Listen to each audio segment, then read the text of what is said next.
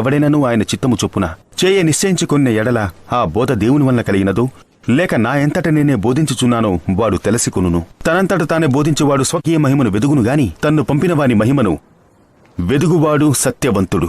ఆయన యందు ఏ దుర్నీతియూ లేదు. మోషే మీకు ధర్మశాస్త్రం ఇయ్యలేదా?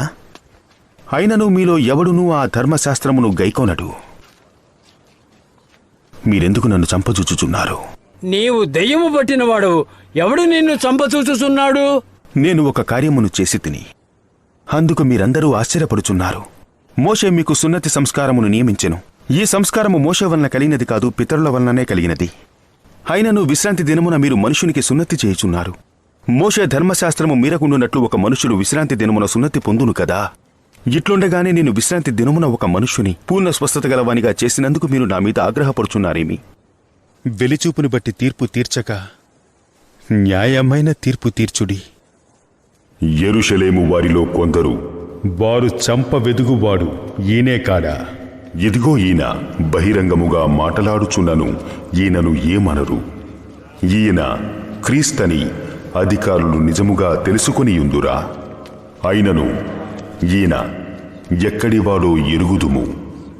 క్రీస్తు వచ్చినప్పుడు ఆయన ఎక్కడివాడు ఎవడును ఎరుగడని చెప్పుకొనిరి. మీరు నన్నెరుగుదురు, నేనెక్కడి వాడనో ఎరుగుదురు. నా ఎంతట నేనే రాలేదు, నన్ను పంపినవాడు సత్యవంతుడు. ఆయనను మీరెరుగరు. నేను ఆయన యుద్ధ నుండి వచ్చి తిని, ఆయన నన్ను పంపెను గనుక నేను ఆయనను ఎరుగుదునని బిగ్గరగా చెప్పాను.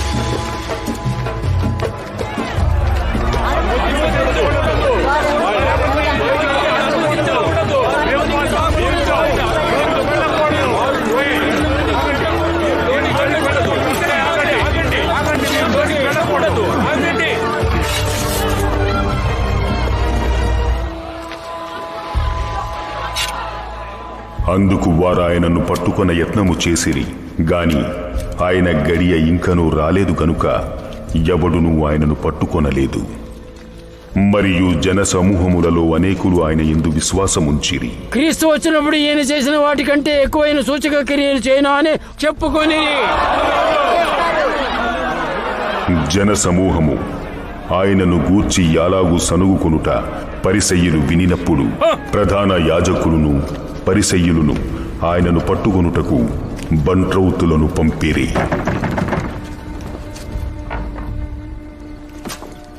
ఇంక కొంతకాలము నేను మీతో కూడనుందును. తరువాత నన్ను పంపిన వాని యుద్ధకు వెళ్ళుదును. మీరు నన్ను వెదుగుదురు, కాని నన్ను కనుగొనరు. నేనెక్కడ ఉందునో అక్కడికి మీరు రాలేరు.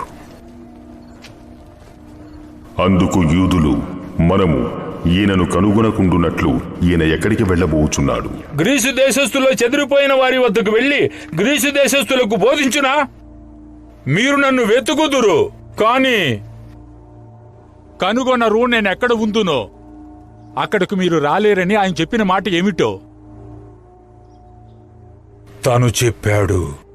ఆ పండుగలో మహాదినమైన అంచెదినమున ఎవడైనను దప్పికొనిన ఎడల నా యొద్దకు వచ్చి దప్పి తీర్చుకొనవలెను.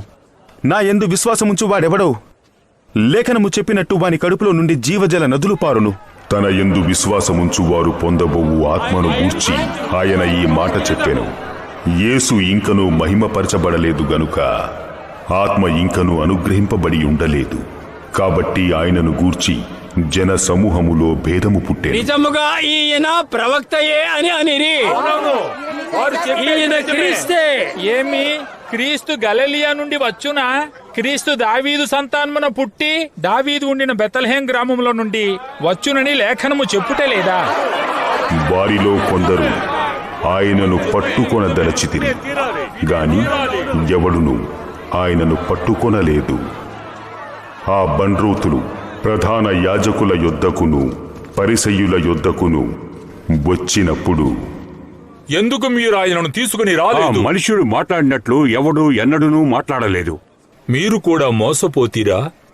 అధికారులలో గాని పరిసయ్యులలో గాని ఎవడైనను ఆయన యందు విశ్వాసముంచెనా? అయితే ధర్మశాస్త్రము నెరుగని జనసమూహము శాపగ్రస్తమైనది.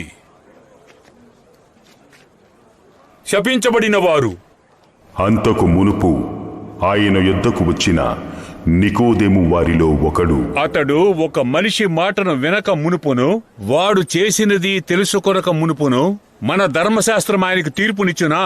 ఓ, నీవును గలిలయుడివా?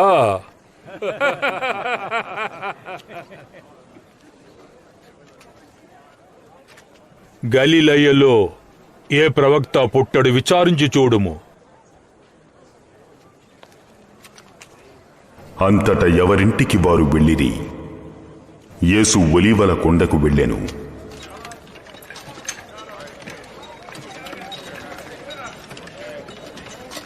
తెల్లవారగానే యేసు తిరిగి దేవాలయములోనికి రాగా ప్రజలందరూ ఆయన యొద్దకు వచ్చిరి. గనుక ఆయన కూర్చుండి వారికి బోధించుచుండెను. శాస్త్రులను పరిసయ్యులను వ్యభిచారమందు పట్టుబడిన ఒక స్త్రీని తోడుకుని వచ్చి ఆమెను మధ్య నిలువబెట్టి, బోధకుడా,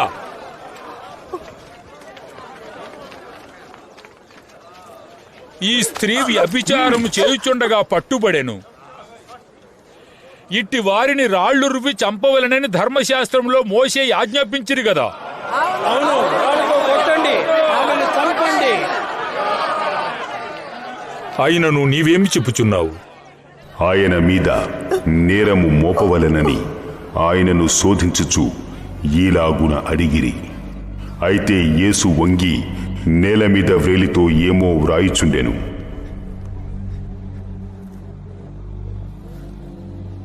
వారాయనను పట్టు వదలక అడుగుచుండగా ఆయన తల ఎత్తి చూచి,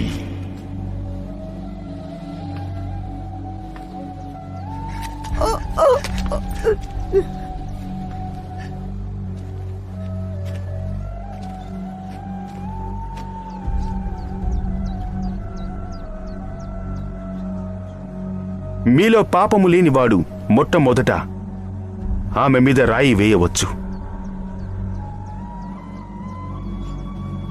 మరలా వంగి నేల మీద వ్రాయిచుండెను.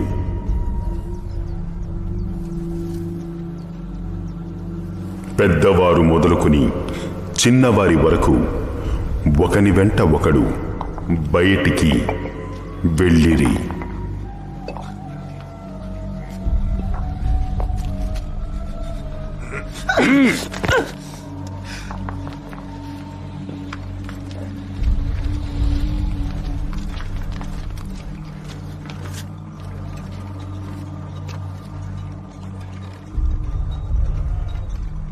యేసు ఒక్కడే మిగిలెను.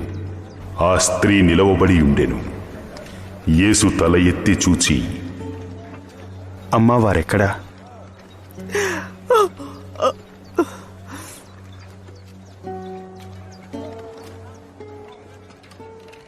ఎవరునూ నిన్ను శిక్షింపలేదా? లేదు ప్రభువా. నేనును నీకు శిక్ష విధింపను. నీవు వెళ్ళి ఇక పాపము చేయకుము.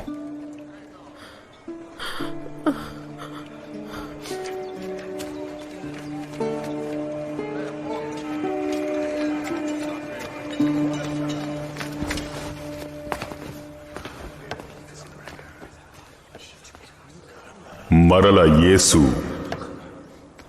నేను లోకమునకు వెలుగును. నన్ను వెంబడించువాడు చీకటిలో నడవక జీవపు వెలుగు కలిగి ఉండును. నిన్ను గూర్చి నీవే సాక్ష్యము చెప్పుకొనుచున్నావు. నీ సాక్ష్యము సత్యము కాదు. నేను ఎక్కడి నుంచి వచ్చి తినో, ఎక్కడికి వెళ్ళుదునో నేనెరుగుదును గనుక నన్ను గూర్చి నేను సాక్ష్యము చెప్పుకొనినా నా సాక్ష్యము సత్యమే. నేను ఎక్కడి నుంచి వచ్చుచున్నానో, ఎక్కడికి వెళ్ళుచున్నానో మీరు ఎరుగరు. మీరు శరీరమును బట్టి తీర్పుచున్నారు.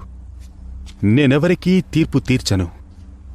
నేను ఒక్కడనై ఉండక నేనును నన్ను పంపిన తండ్రియు కూడనున్నాము గనుక నేను తీర్పు తీర్చినను నా తీర్పు సత్యమే.